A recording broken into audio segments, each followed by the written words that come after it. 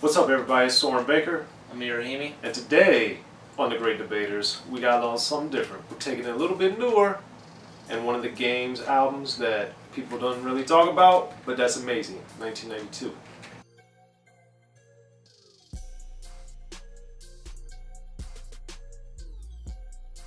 Alright, Amir. So, we're both big fans of the Game. He's an amazing artist, very underrated, underappreciated. I even did a book with him about the making of the Red album because, to me, if that's not his best album, it's one of his best albums, and I think that Game is so underrated, underappreciated. And that's what brings us to today, because I was telling Amir, man, you gotta listen to 1992. It's amazing, it's amazing, it's amazing, it's amazing. It's true. And it is. It really is an amazing album. So, what we're gonna do here on The Great Debaters today is pick 3 of our favorite songs from 1992. So, Amir, Game, prior to this album came out in 2016. Prior to this, Game had released several albums, hundreds of songs, if not more than 1,000 easily. Yeah. Songs, mixtapes, albums, guest appearances, all kinds of stuff.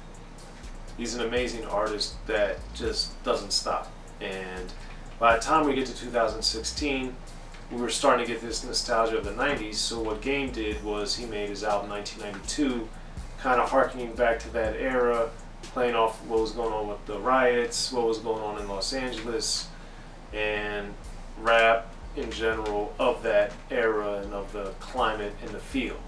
So Amir, what was your first initial reaction listening to 1992 by the Game? I like how he had a few hip-hop samples that I just recognized right off the bat. The first being in the Savage freestyle with the Scarface, A Minute to Pray, Second to Die. One of the greatest rappers of all time, as you should all have him in your top lists. Scarface? A legend. And that and the colors and even other genres like on However Do You Want It. He's just really bringing it back, but he's not taking those beats exactly how they were, except for on the Orange Juice track. But on the other ones, he's kind of just remixing it a little bit and putting his feel to it, and the producers putting their feel to it. Bongo does an amazing job. Dude, Bongo. And I first really heard him on the documentary 2 and 2.5, and I was like, this guy is really good. No, he's and then super good. we get to this album, that album, and I'm just like, wow. And let me just get into one of my favorite songs right now. That is produced by Bongo. Please do. True Colors, It's On. Okay. To start it off with, like the, 30, 40 second interlude from, I don't know if it's a movie or show, I've never seen it.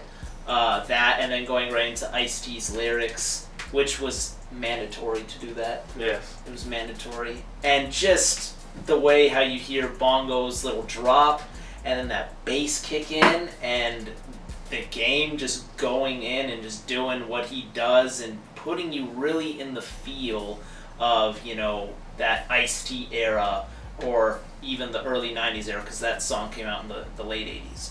But just really that era, and starting off, because we all know Game is an established blood, but showing how his roots started off is a Crip, and his father and mother, knowing Tookie Williams, and he even really cleverly puts the setting in there. He talks about the movie lot. His parents were in watching the movie when she was about to have the Game. Right. And then how he was born in blood and all that. Just very clever, putting, the blood and the Crip kind of together and showing that he was born in it. And we get to as he does on the back album cover. The cover, the side, just everything about it. And the second verse, how he's talking about his family too, and what happened to his sister through his father, which he touches up on other songs too. But then he talks about switching over to the Bloods, especially in the third verse. And one thing that I think is also just so great, and another shout out to Bongo here, and the Game for putting on a lesser known rapper, Osby Chill, on the last part of the song, right, but super cleverly sampling Pyro Love by the Bloods and Crips off that album. was such a smooth transition and so hard. Right. That dude, Osby, too, where he called himself Barzan and talking about going through the jungle as we know what the jungle is. Right. I was just like, woo! Come on, man. And that's the only rap feature on the album.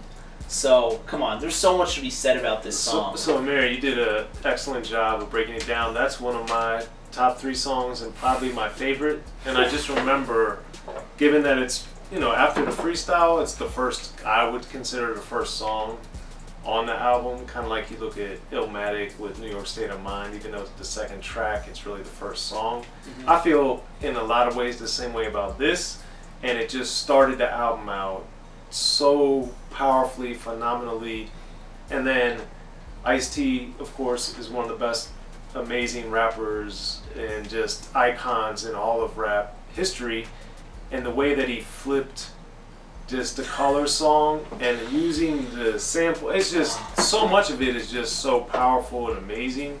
And it was Game bringing it, a song that came out in like 88, and bringing it up to 2016 and referencing 1992. I just thought the whole thing is just astounding. And it's just, where do we even end? The song is just amazing. Yeah, man. And I think it's an amazing execution. So that's one of my 3. What's the other one for you, man? And you need to play it in a car or system that can just handle that bass, and just that production is so stellar. It's really not even just Bongo in the Game and Osby. They put on just such a spectacle of excellence from all facets. Well, I think it's important that you said that, and I'm glad you did, because one thing I know from working with producers, going to the studio often, and hearing songs as they're going from an idea into completed form, in the modern era, since so much of what people listen to is either on their phone, with headphones, the earbuds, different things like that, I think a lot of the musical experience has been lost because people don't understand and appreciate how the music feels. And I'm not saying how it makes you feel, I'm saying how it feels as you're listening to it, with panning on the different channels, with the bass, with the layers of bass. Legendary Trackster, one of my favorite producers who I've worked with extensively and love his music, he has layers to his bass. And if you're not listening on a stereo or listening on a system that can handle that, you might not appreciate it till you hear it later, or at that time, and then you really have a deeper appreciation for the music, and it means something different because of how you're hearing it. So I'd encourage everyone to listen to music in their car, on a good stereo, or something, definitely not a computer or your phone. And 1992 is a good example of that. So, Amir, what's another track? Alright, track two. My second pick, I grew up on Wu-Tang. Man. Another gem. Man. Another one. And another brilliant Bongo production, actually. Dude. So thank you, Bongo coming through, man. As you said, start with the Documentary 2 era. Just. Dude. I hope we see him on the Born to Rap album. I don't know much about the production or really too much about that album coming up, but I hope he's on there. I'm assuming he will be. I've heard a lot of that album, and it's stellar. But continue. So, I grew up on Wu-Tang, man, to start off another, Raekwon right here. And I like how, it starts off kind of, in an acapella, there's no backing to it. And then you start to hear the piano. Right. And then the Game comes in with half a bar, and then the beat just drops. It's just, and that's just so good. They're just really thinking out the box here. They're not just doing it simple. They're really trying to mess with the listener a little bit, but in a good way, and trying to be a little more innovative in it. Right. And taking a slightly more different approach. And it's been done before by many artists, but it's something that keeps the listener more on their toes. Right. And I really respect that, and it's I love. Experience. It's a great, and seriously, and I love how we get the West Coast, we also get the East Coast here, and shouting out Wu-Tang, shouting out on the second verse, talking about Ghostface Killah, Method Man, Old Dirty, RZA, and I think that's very clever. That beat, man, is ridiculous. Excellent. That chorus is awesome. Also sampling, one of their most popular songs, if not their most popular, with Cream. It's just a great song, and this is something that I feel like every hip hop fan should like. I mean, what's not to like about this song? It's so great. And I think it's also important because there's still that lingering animosity between artists from New York and Los Angeles in particular, but really New York and everywhere else. And I think this is another great example to show that people outside of New York love New York rap. And they love the artists there. And I think it's just great to see yet another example of the West Coast paying homage to West Coast artists paying homage to a New York song, artist, movement, style, whatever you want to label it, that meant a lot to them and means a lot to them. And I think it's great to show that type of camaraderie and paying a homage to the Wu-Tang, because Wu-Tang is phenomenal, and Game clearly loves them and appreciates them and respects their music and what they brought to the game, literally and figuratively. And I think that's important, and that's another one of mine. So we're gonna see, Amir. You got number 3 is number 3. Also, this might be a rare one where we match with everything. What you got for your third one, man? I don't think so. I don't think we're gonna match on this one, but it's so hard, man. So I'm gonna give a couple runners up, but I'm just gonna talk about the one that I picked,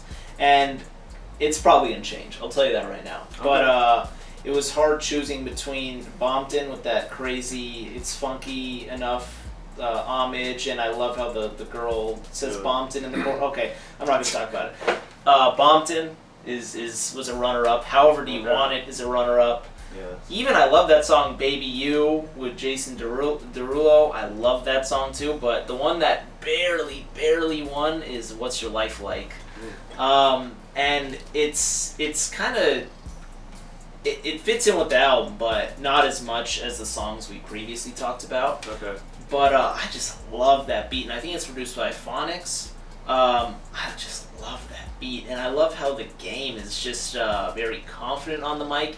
He's taking some bragging rights on it as well.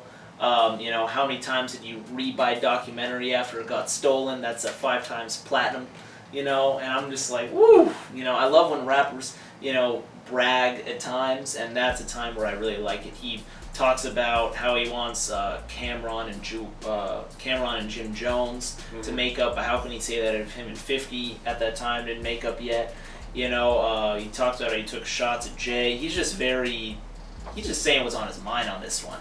And it's kind of, I just love also the chorus where he's talking about how he listens to Illmatic, how he cries when Pac dies, and it's just, to me, it's an excellent song, and I love it, but it's so tough to pick a third song. I am going to disagree with you and go with one of your runner-ups, which is Compton. That song, to me, is just amazing for the reasons you mentioned, but also it's one of those songs that has that energy that I love with most of the rap that I love. It just has this energy and this confidence and this aura of power and strength, and like, yo, this is who I am, this is what I represent. And that, to me, is one of my favorite things about rap, is that element. And Compton, I think, just maybe is the best example of that on 1992. And for that reason, that's definitely one of my top 3 picks. And it's probably above I Grew Up on Wu-Tang. I don't know. The Colors redo and Compton are so amazing for different but similar ways. But True Colors, that's not it. Watch Kobe drop 60 on the Jazz, then I'm rolling back to... Dude, it's crazy. And also, one thing too. I just love how he could have said whatever in the chorus, but he chose a woman to say Compton, and just these little things that you add to the song just enhance it that much better, and it just made it that much harder. And this is something that Amir and I talk about all the time, but this is production, ladies and gentlemen.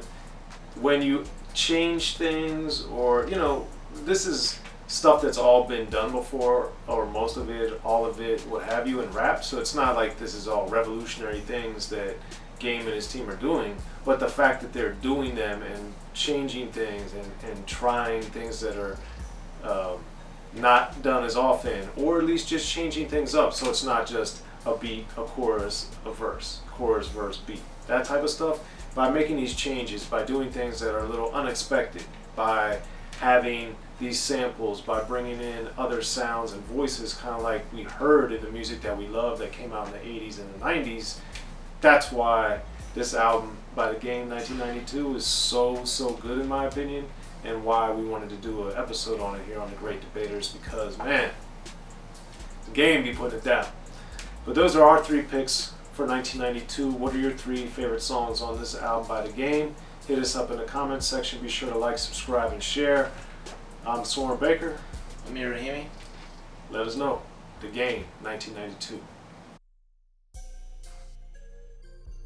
Be sure to check out the History of Gangster Rap by Soren Baker. He's official. History of Gangster Rap features exclusive interviews with Ice-T, Snoop Dogg, MC Ren, the D.O.C, and dozens of others. The History of Gangster Rap, a definitive look at how Los Angeles changed rap forever. In Los Angeles, the streets definitely set the tone of the hip-hop music. At 19, I got a $50,000 car. My whole angle always was, I'll be street, but I will always tell you the horrors that go along with this life. There will be penalties and casualties for just wearing the wrong color in somebody's neighborhood. And once gangster rap made it from the streets to the TV, the genre exploded. With Fab 5 on Yo MTV back with NWA. Yo MTV, it just catapulted us from being local heroes to national gangbang rappers. The History of Gangster Rap discusses it all from 1980 up till today. There's always gonna be shit happening in the streets. You know what I mean? So it's always gonna be something to talk about. The History of Gangster Rap in stores now.